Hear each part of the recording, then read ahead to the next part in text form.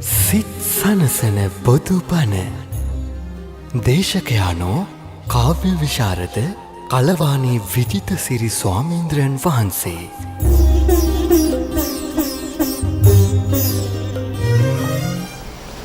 නමෝ තස්ස භගවතෝ අරහතෝ සම්මා සම්බුද්දස්ස.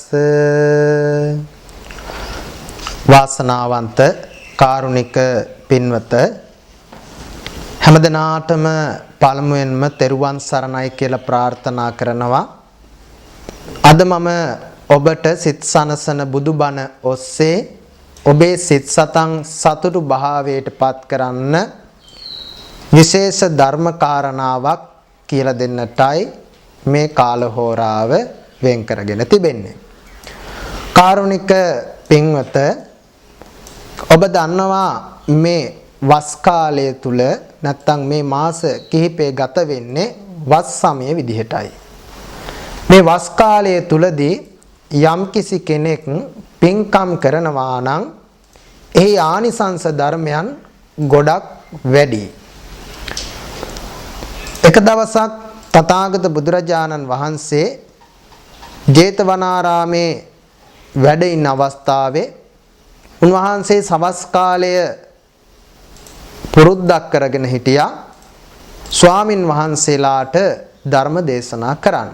ඉතින් එදා දවසේදීත් පින්නතුනේ මේ ස්වාමින් වහන්සේලා බොහෝ සංඛ්‍යාවක් මේ ධර්ම මණ්ඩපයේ තියෙන ස්ථානයට පැමිණලා තිබුණා. ඉතින් බුදුරජාණන් වහන්සේ අහනවා මේ එක්තරා ස්වාමින් වහන්සේ නමක්ගෙන් ඔබේ ජීවිතය තුලදී ඔබ කරගත්ත විශාලතම ආනිසංසය මොකක්ද කියලා.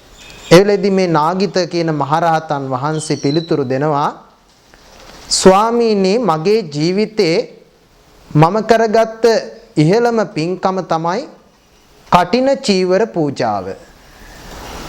කටින චීවර පූජාව මම සිද්ධ කිරීමෙන් මම ආත්ම 500ක්ම සක්විති පදවිය ලැබුවා කියනවා. මම ආත්ම 500ක්ම මම සදෙව්ලොවට අධිපති සක්දෙවිඳු වෙලා උපත ලැබුවා කියනවා. ඒ වගේම මං කවදාවත් එදා පටන් මම සතර අපායට වැටුන්නේ නැහැ කියනවා. ඒ වගේම මගේ ජීවිත කාලය තුලදී මම ඉහළම සැප සම්පත් ආදිය ලැබුවා කියනවා. කවදාවත් කිසිම කෙනෙක්ගෙන් නින්දාවක් අපහාසක් ලැබුවේ නැහැ කියනවා. සෑම සැප සම්පතක්ම මගේ ජීවිතයට මට ලැබුණා කියනවා. ඒ වගේම මම යම් කිසි කෙනෙක් එක්ක කතා බහ කරා නම් ඒ හැම කෙනාත් එක්කම සුහදව කටයුතු කරන්නට මට ආනිසංසය ලබා දුන්නා කියලා කියනවා. ඉතින් මේ විදිහට මේ නාගිත මහරහතන් වහන්සේ එදා තථාගත බුදුරජාණන් වහන්සේට මේ ආකාරයට උන්වහන්සේට පැහැදිලි කළ දෙනවා. කාරුණික පින්වතුනි, බලන්න කටින චීවර පූජාවක් සිද්ධ කරලා කොයිතරම් ආනිසංසයක් ලබා ගත්තද කියලා. අන්තිමට ගෞතම බුදුසසුනේම නිවන් දකින්නට මේ නාගිත මහරහතන් වහන්සේට ඒ පින ඉවහල් වුණා. උන්වහන්සේ තව කාරණාවක් පැහැදිලි කරනවා. දිව්‍ය ලෝකේ යම්කිසි දිව්‍ය විමානයක හිටියානම් මේක පරිවාර සප සම්පත්තියත් එක්කයි කියනවා මම හිටියේ. ඒතර බලන්නකො කොයිතරම් ආනිසංසයක් ලැබිලා තිනවද කියලා. කවදාවත් ධනෙන් කුලයකුණත් උපත ලැබුවා නම් උසස්ම කුලයක කියන උපත ලැබුවේ. ඒතකොට කොයිතරම් ආනිසංසයක් ලබා දීම සිද්ධ කරලා තිනවද. ඒ නිසා කාරුණික පින්නතුනේ අපේ ජීවිත ගත්තාම අපේ මරණය කියන එක කොයි මොහොතේදී කොයි වෙලාවෙ සිදු වෙයිද කියන එක කියන්නට හැකියාවක් නැහැ. ඉතින් ඒ නිසා අපි ජීවත් වෙනකොට යහපත්ව ඒ වගේම මේ වස් කාලය තුලදී කාරුණික පින්නතුන් නිරන්තරයෙන් පින්දහම් තමන්ගේ ජීවිතයට රැස් කරගන්න. ඒ කරන පින්කම් වල ආනිසංස ධර්මයන් ඔබේ ජීවිතය සාර්ථක මඟකට ගෙන යන්නට ඔබට පුළුවන්කම ශක්තිය තියෙනවා. ඉතින් ඒ නිසා ඔබට අද මේ ධර්ම කාරණාවන් මම පැහැදිලි කිරීම සිද්ධ කරන්නේ ඔබේ ජීවිතයේ තියෙන වැරදි අඩුපාඩුකම් හදාගෙන මේ සසර දුකින් එතර වෙන මාර්ගය බුදුදහමේ ඔබට පෙන්වලා දෙන්නේ කොහොමද කියන කාරණාවන් තමයි මේ ධර්මයන් තුලින් ඔබට පැහැදිලි කරන්නේ. මේ කාරණාවන් මේ නාගිත මහරහතන් වහන්සේ පිළිබඳව ඔබට සිහිපත් කරන්නට යෙදුනේ ඔබේ සිතේ ශ්‍රද්ධාවන්ත භාවය ඇති කරන්න. ඔබට පිනට ආසාව ඇති කරන්න.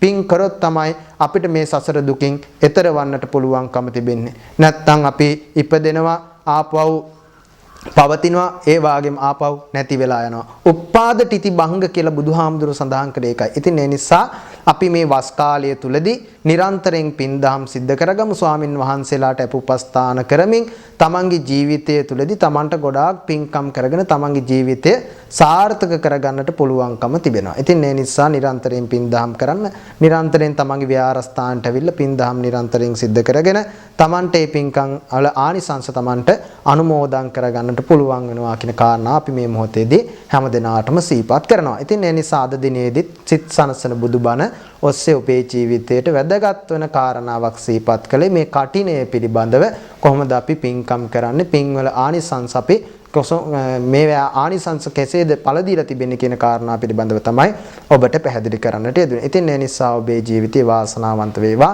සසර දුකින් මෙතර වේවා, උතුම් ගෞතම බුදුසසුනේම නිවන් දකින්නට හැමදෙනාටම මේ පින් උපකාරී වේවා. සියලු දෙවියෝ ඔබ රැක බලා ගනිත්වා, ආශිර්වාද කරත්වා, ඔබේ දියුණුව දවසෙන් දවසම දියුණු වේවා කියලා ප්‍රාර්ථනා කරනවා. හැමදෙනාටම තෙරුවන් සරණයි කියලා ප්‍රාර්ථනා කරනවා. සිත් සනසන බොදුබණ දේශකයානෝ කාව්‍ය විශාරද කලවානී විජිත සිරි ස්වාමීන්ද්‍රයන් වහන්සේ.